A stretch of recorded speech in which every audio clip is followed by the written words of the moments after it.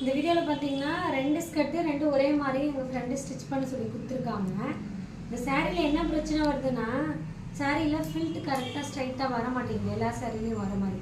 அது ஏன்னா வாங்க சொல்கிறேன்.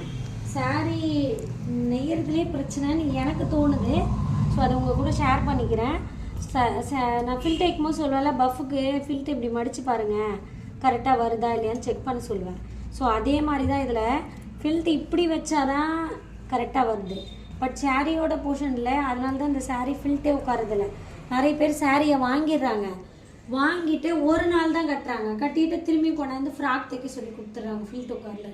ஸோ ஃபில்ட் உட்காரத்துக்கு ரீசன் என்னென்னா, சாரியோட ஃபில்ட் வந்து பார்த்திங்கன்னா சாரீ மேபி எனக்கு சாரீ நேரத்தில் தான் பிரச்சனையான்னு தோணுது. ஏன்னா எல்லா சாரியும் அந்த மாதிரி வரதில்லை. மெயினாக இந்த ஜரி வச்ச சாரியில் தான் அந்த பிரச்சனை வருது. ஜரி வச்ச சாரி எந்த கஸ்டமர் எடுத்துகிட்டு வந்தாலும் திருப்பி எடுத்துகிட்டு வந்து எனக்கு எங்கள் பொண்ணுக்கு ஃப்ராக் தைச்சிருங்க, ஸ்கர்ட் தைச்சிருன்னு சொல்கிறாங்க. ஆனால் சாரியில் இதுதான் ப்ராப்ளம்.